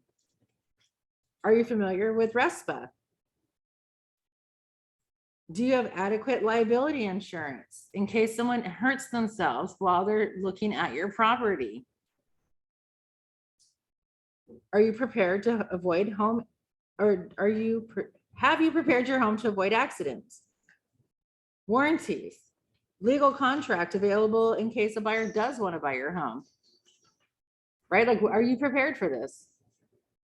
So this is like stating the stuff that we're going to help, like why they want to hire us, right? Preparing your home for sale. Do you think if they looked at this entire checklist and was like, wow, I didn't think about half these things. Yeah. I mean, granted, they're going to be like, thank you. Another thing I don't need you for, but you're helping them, right? So those are great to have. Security tips. How many people think about that while someone's showing the home? Safety and security. What if they have someone call? There are people targeting homes for sale to rob them, right? To kill them. And we all have the same things that could happen to us, right? As real estate agents. Are for sale by owners thinking about those things? Are they prepared to handle it, right? And you never know. But do you think like by giving this to them that then that's like even more, oh, I don't want to. You're pre-screening your buyers before they come into my house? Are they? Right? Should we? Well, yeah, you kind of are, Just by meeting them. right? You're meeting them. Oh, You're yeah, having yeah. them talk to a lender before we really go show them properties to make Right. sure they're qualified buyers, right? I mean, they can still be serial killers. They could, they Qualified, absolutely But could, we have their information. They've got a next. but you have their information. But we also know that the right tactics when we're showing a home. A homeowner doesn't. A homeowner's be like, oh my gosh, look at this room. Yeah. Someone behind them. And Right? We don't do in that. my imagination, this is just for me, I imagine a Fsbo owner being also a gun owner. I feel like the Venn diagram of Oh those my gosh. two is no. heavily overlapping. Yeah. I don't think so. No? No, I I think feel it like a could be. Fsbo is like nobody. I think it tells could me what be. to do. That's I what do No. it on my own. No, your Fsbo is mostly someone who wants the money and they don't want to pay for something that they can do themselves. They could have had a bad transaction before. Could be anybody, right? More than anything, it's they don't feel like they have to pay an agent that they something they can perfectly handle themselves. They've Googled it, right? Feels like a gun owner. You still think it's kind of, I love it. Remember, for sale by owner, it could be an agent. Oh, that's handy. The provider list. Hey, I'm not there yet. Sorry. No, but this is, right? This is a good list, the service provider list, for you to like also think about, I should have a list of these on my website, ready and willing and able to hand. It's also a good tool to have to go back and talk to your clients about, hey, if you need any of these services, don't forget, you know, these are people that I've used or people have vetted for me and highly recommend, right? And you can always access it on my website. Share the link, right? It's keeping you in their face. A sign-in sheet for sale by owner, they might not have thought about that, right? And then I thought there were scripts in here. 37. 37, did I skip over them? No, we didn't get there yet. Oh, because we jumped ahead to the appendix. Oh yeah, we were just there. That was the next page. That's where we're at. Take action. Whoop, whoop. Start Want me to calling. read? I want you and Cody because Cody wants to practice scripts. So, ready? This time. I'm gonna be the agent. Oh, look, he's taking, I was gonna do it. I mean, I was like gonna say he's Step doing aside, what. take a break. Thank you. Get that lettuce out your teeth. It's my braces. You don't actually have any, it's just. I what probably say. do, actually. I've got coils and it really likes to wrap around the coils. Hi, my name is John Quinn. I'm a real estate agent with Keller Williams Portland Premier. And I was wondering if your house is still for sale. Yeah. Great. I work with lots of buyers and sellers in your area, so I was just wondering how I could help. I can't think of any way. to help you. Well, Mr. Cody, if I could bring you an offer that would net you the amount of money you feel you must net in order to sell your home, you'd consider that offer, wouldn't you? You just trying to get commission out of this, or? If I bring the offer, it would. And if my offer, and my question is, if the offer nets you the amount of money you feel you must net, would you consider the offer? Sure. Be sure your home will fit the buyer's needs. When would be the best time to look at your home? Today at 2:30 or You're late. 4:30? Do you have someone in mind? I'm not sure. I can't tell until I see your home. You see, I preview houses for my buyers, and I only take them to houses I know will meet their needs and wants. So until I see a house, I don't know if it would be appropriate for anyone I'm working with. I like to be familiar with everything that is on the market so I can provide the best possible service to my customers. So would you like me to put your house on the list of properties that I show my buyers? Do you see? Or yeah, see, because that's like. Right, that this was, person doesn't necessarily this have is, a buyer. this is exactly what you were asking. Yeah. What if I don't have a buyer? Well, I preview them for my buyers to make sure it is what they need. I guess that sounds okay. Yeah. Oh, yeah, we're trying to say, John's like, I thought I already had it, I'm done. Terrific. When's a good time for me to come over? First time suggestion or alternate time suggestion? At 2:30, which is already 2:30 late or for, or 4:30. All right, Well, who wants to do the next one? How you can have a win-win relationship. Nicole, you and Chris want to do it? Not really. Yeah. I'll do it. All right, no, you are, no, we're gonna give, you are an agent. Cody, you're the agent now, and Chris, you're the sell by owner. What? Is that supposed to be the back page? Like you- Page 38. Up there, it says script, explain how you can have a win-win relationship. Okay. Well, that's what I'm saying. It's like, This is a whole nother script. ring, ring. Oh. Hey, this is Cody with Keller Williams. I'm just calling because I work with a lot of buyers and sellers in this area, and I'm wondering how I might be able to help you. Yes. Are you Right right? here. Are you- 38, right? 38. You're a Fsbo. You're right Yeah. here, this one right here. What do you want to do? That's we're selling our house ourselves. That's Hey, I right. respect you're selling your home yourself. I think there's some win-win opportunities for the both of us. Number one, I might be able to find a buyer for your house because I work with so many in the area. Second, I know quite a few people who probably come look at the house. I'd be interested in getting names and phone numbers of people who come to look, but do not make an offer. In fact, I offer rewards to people who give me leads for buyers. And last, if you don't sell, we may have an opportunity to work together to get your house sold. That makes sense, doesn't it? That sounds like I might be interested. Fantastic. When would be a good time for me to come see your house? Tonight at 6 o'clock or tomorrow at 9 a.m. Yeah, great. Okay, so let's go back to that agent section. The win-win opportunity. He's asking if you have any buyers that come, because you're getting their contact information, right? When they come look at your house. And you're like, should I be? That could be what they say, but if they say, yeah, of course I have their information. I'd love to have that. If they aren't writing an offer on your house, I'd love to have their information so that I could help them with another home. Ooh, yeah. I read that and I didn't click understand yet, it when I read it, right? but yeah, So yeah. this is also like scripts are great to practice, but actually like reading it and highlighting or writing next to it, like the main point, like what is the purpose of this? And then put it in my own words. Yeah. Right? Because I'm not gonna just read right through this.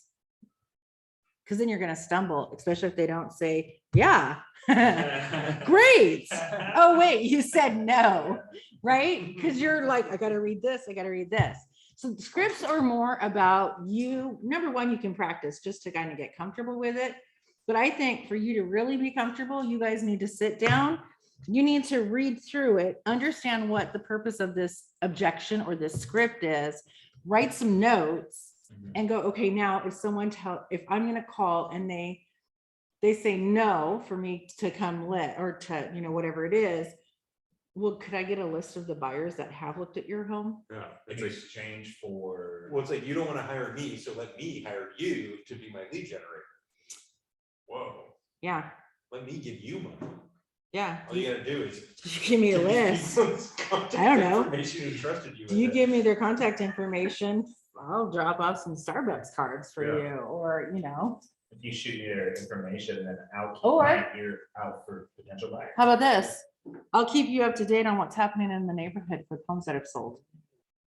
Okay, okay. And then they just keep seeing all these houses. Yeah. So then you're gonna They're word selling, it different, right? You're not gonna say, I offer rewards. Right, right. Oh, really? What kind of rewards? $5,000, Yeah, right? So that's what I'm saying. We aren't gonna do the scripts word for word, yeah. but you're gonna maybe I'm gonna stay in touch with you every couple of days to keep you abreast on what's actually happening in the market, because you don't know if a home went pending. That's like a brilliant move. It's Get the- another move, Yeah. right?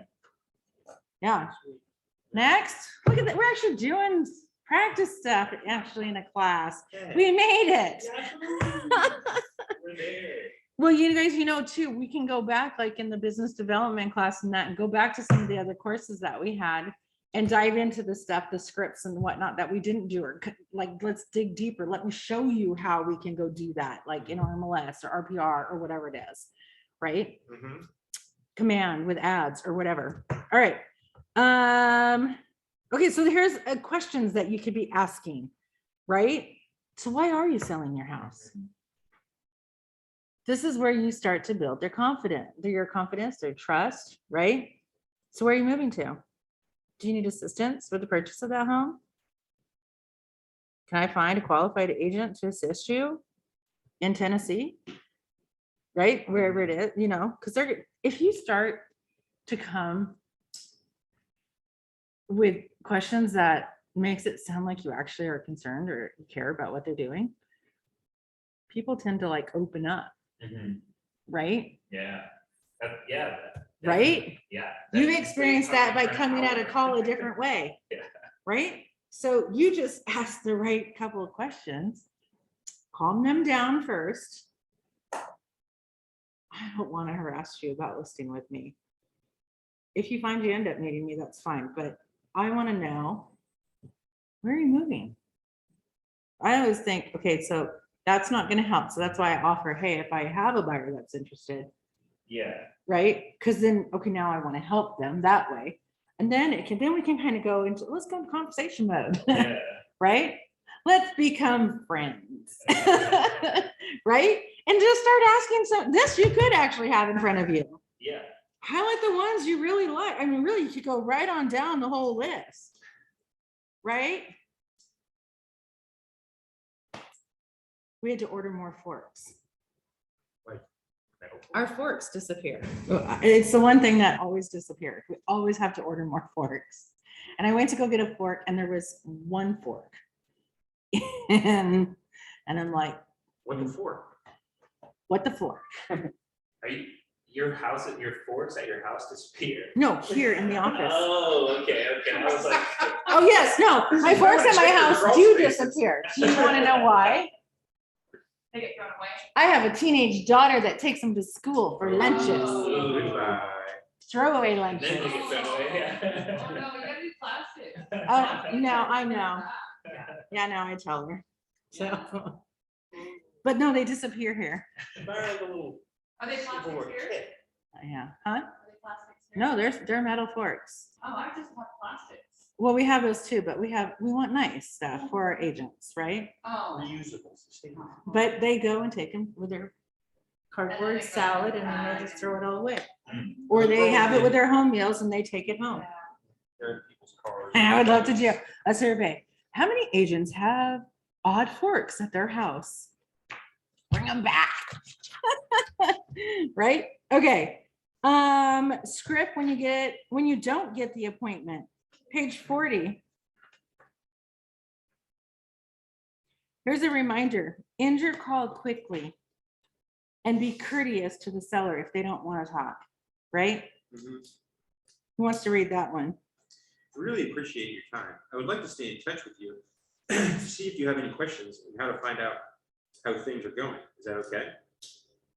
It's an extra calendar. Say I threw an extra calendar. That's all right. But you see the whole purpose of that one, right? Yes. That's where, is it all right if I touch base with you to see how things are going? See if you sold your property yet? Just a pro trying to do business in your eyes. I just want to help. Yeah. My goal and my motto is to help everybody find a home and sell a home that they This need to sell. knowledge. I don't know. Head that I need so Figure it much out. use on. All right. When you drop off a Fsbo packet, Hello, Mr. and Mrs. Seller. I'm Cody with Keller Williams Realty. I happen to be thinking of you and thought I'd drop this off. I think it can help you in the sale of your home because it contains information about. go back, Fsbo Packet. right? Security tips, Yeah. right? You know what you have in it. So you go back and look at some of your stuff that you have. Oh, yeah, because wait. No, they're over here. They're in the appendix, It's a right? bold disclosure. How to, preparing your home for sale. Like just to check through and see if you've done all the things, right? I mean, just think about different stuff that you'd have in your packet. Yeah. And then my Fsbo, what are you gonna say? I don't want your junk. Why are you thinking about me, you stranger? I'm just trying to see if I can help out anybody in the neighborhood. There you go. How did things go this week? Have you had any buyers? Right? Look at the next ones that you could follow up with, Cody, right? Yeah. Hey, if you need anything at all, don't hesitate to call me, Pro. right? So, I'd be you know, happy to take your call. I'm here, I'm not Yeah. trying to be pushy at all. Call me anytime. I don't have jack shit for business right now. I need this. Should I say that? No. You might get one out of every 2,000. You're like, oh, I appreciate Oh, okay. Next one. Oh, this is a good one. We're not paying. We're not paying a commission. Chris, you want to be the agent this time or? Yeah. Okay. Let me ask you this. Are you trying to save on the commission, or is your goal to get as much money as possible on the sale of your home? to make more money. Mr. Click, if I could bring you on a fork that's you the amount of money you think you must net in order to sell your home, you at least consider that offer, isn't you? Alternate script. I understand that I would like, I understand that, and I would still like to see your property. If your home is a good fit for one of my buyers, I'd like to be able to let them know about it. If I could bring you an offer that allows you to net the amount of money you would need to make, you'd at least consider that offer, wouldn't you?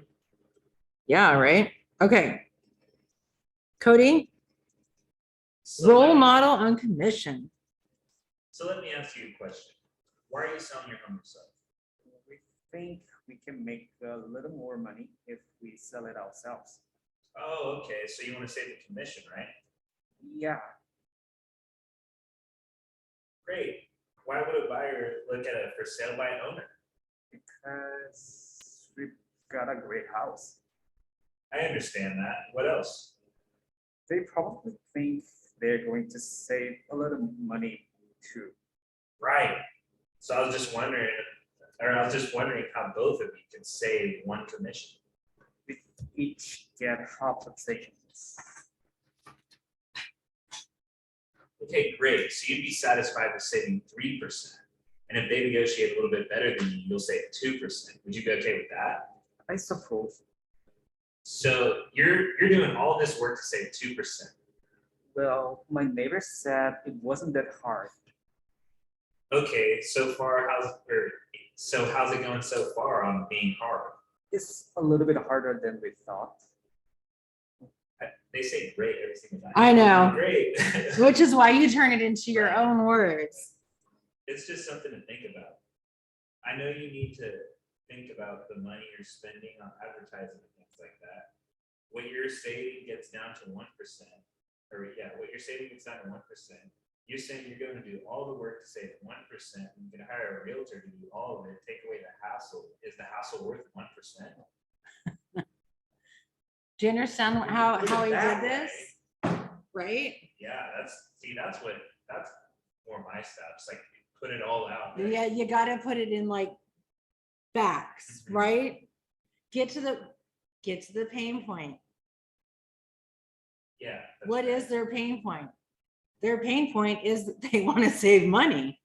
And they think by not hiring a realtor, they're saving the commission, the money, without looking at what it's going to cost for them to sell it, the effort, the time, everything that they got to do that we take care of, right?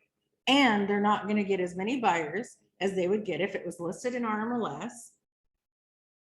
And that might not drive their home up as high as it possibly could, because that's where the market is today. Right? So we're going to net you more money. You're actually going to save a lot more if you list with a realtor. You're going to make more money. Do we know like what percentage of home sales are for sale by owner? In this market? In this market, no, I Or don't. nationally? No. Did that stats on that?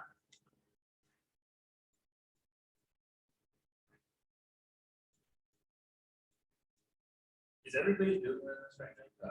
Yeah. Google it. I'm Googling it right now, but I'm looking at from 2015.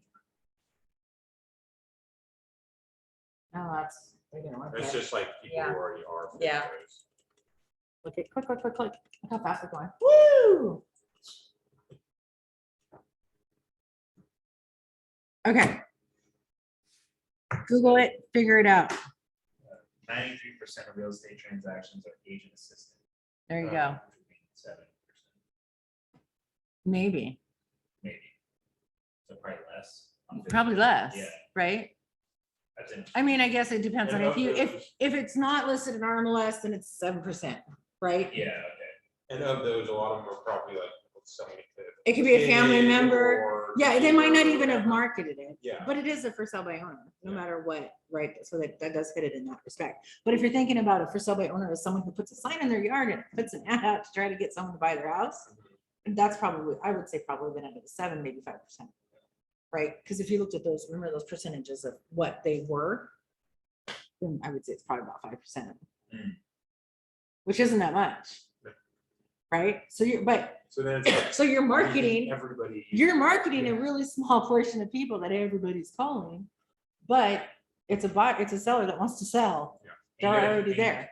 Those are the ones that go through, so it's like the number of people who want to do it are probably higher than they Yeah. hire an agent. Some Yeah. people they get an agent. Yeah. Okay. Okay, here's a good one. The next one, follow-up call. Right? I'm gonna call them back and check in on them. So, Mr. Williams, are you taking a call? How many calls did you get last week?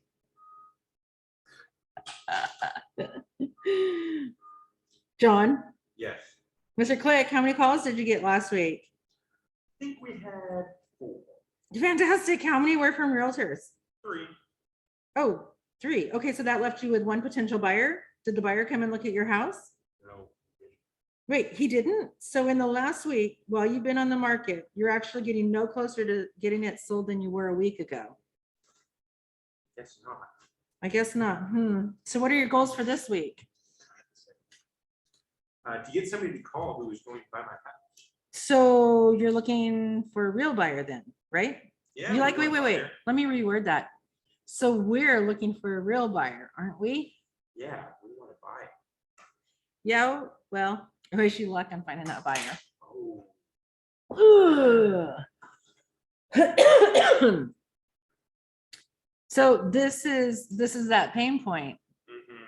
right? We're getting them to understand, Told them to make them feel bad. right? I just called you to make you feel I bad just about called to yourself. make you feel bad. Later. Do you think they're not gonna go, wait? That's it, right? Or, It feels like one of those like pickup artist things where you're like trying to beg the person. yeah, yeah. That's pretty harsh, Hey, you know right? what? Cody, you would have liked that one.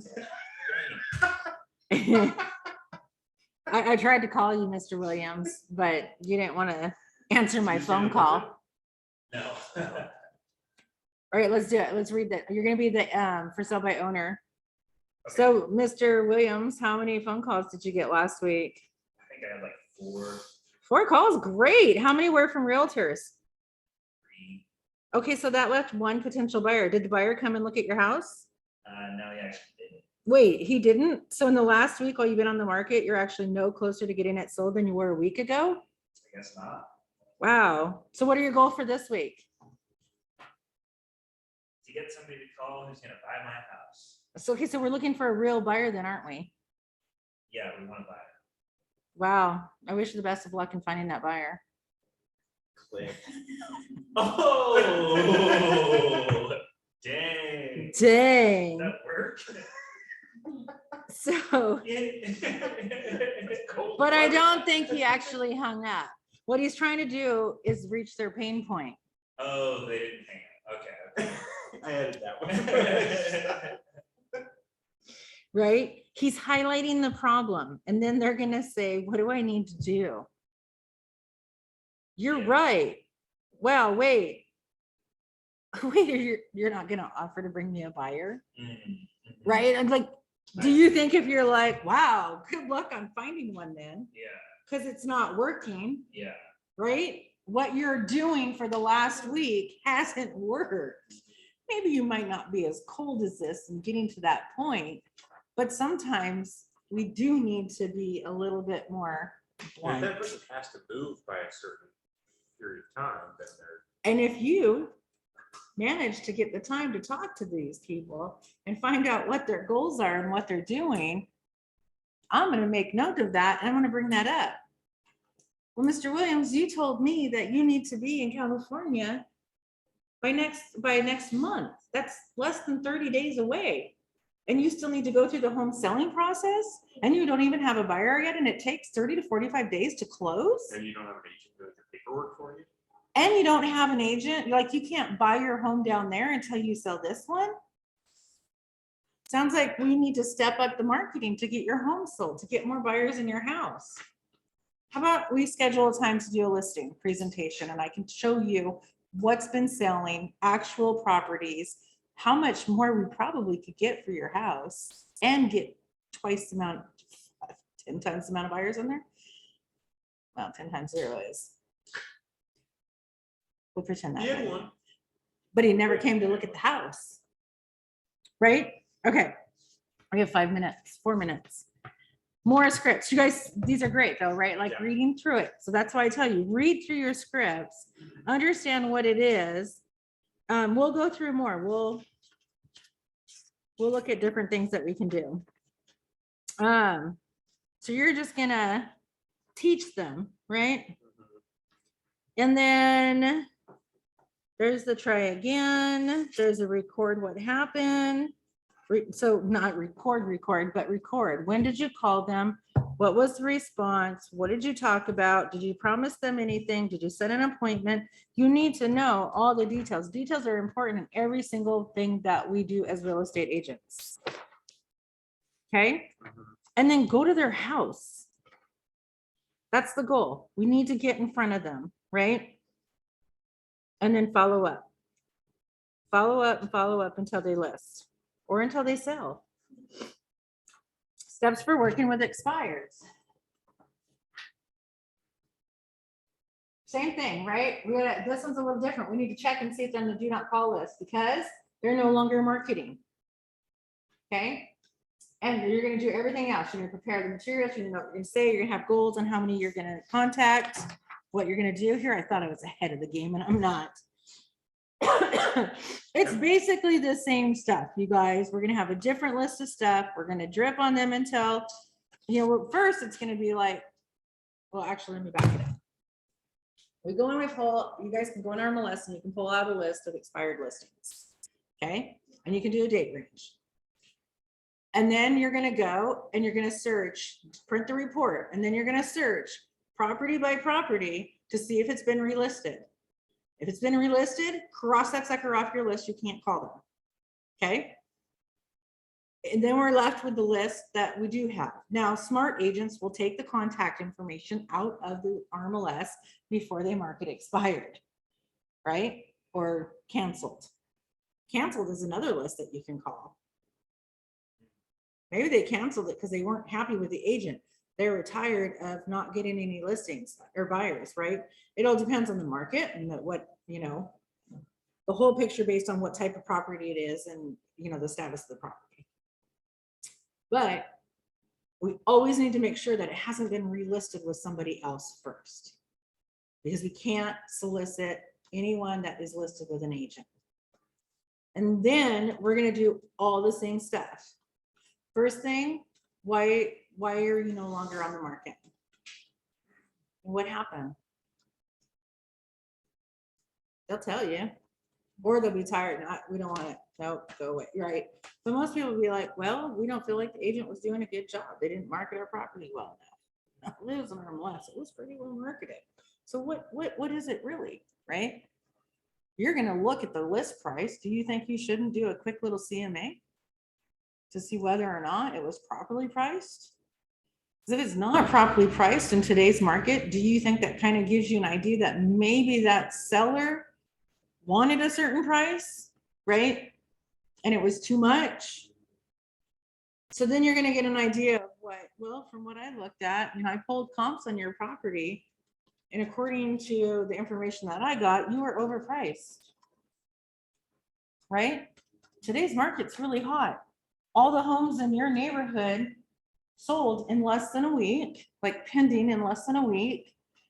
They had multiple offers and they sold at, 110% over list price. Why didn't yours sell? You weren't priced properly. In today's market where we're at, really all you need to be is out there in MLS and on the internet. I'll do more. Right. So, it's just digging in and finding out their reasons. And I bet they have scripts. Oh, boom. Guess what's on here? Scripts. Right. It's more important. Just get to the pain point, you guys. Figure out why. Because the for sale by owners want to sell their home and they want to save their money. Expireds, they tried to sell their home and it didn't sell. Or maybe something happened and they're no longer in the market to sell. But you'll find out right away. Then they're just off your list, right? So it's coming from interest and wanting to know what happened. Why did it go down that way? Right, are you reading scripts? I'm looking at page 57. It says the instructor will demonstrate making a call to a real Fsbo. Oh, yeah, no, I don't do that. I don't do that. It's after the class is over. No, but we got the scripts, right? Yeah. And we don't have any, and I didn't look up any, so, but these are great, right? If you had sold your home, where were you going to move? How soon did you want to be there? Why are you moving? Why do you think your home didn't sell? How many showings did you have and what feedback did you get from your agent? Do you think if they said, I don't know, the agent might not have done a good job, right? What kind of marketing strategies were used to sell your home? How many offers did you get? Did you ever adjust your price? What is the condition of your home? Was it staged? Was it ready to show it at the best possible to be in a good competition against the rest of the homes that are in your price point? Right? There's so many things we can dig into on expireds, but the biggest thing is to know whether or not they still want to sell their home, right?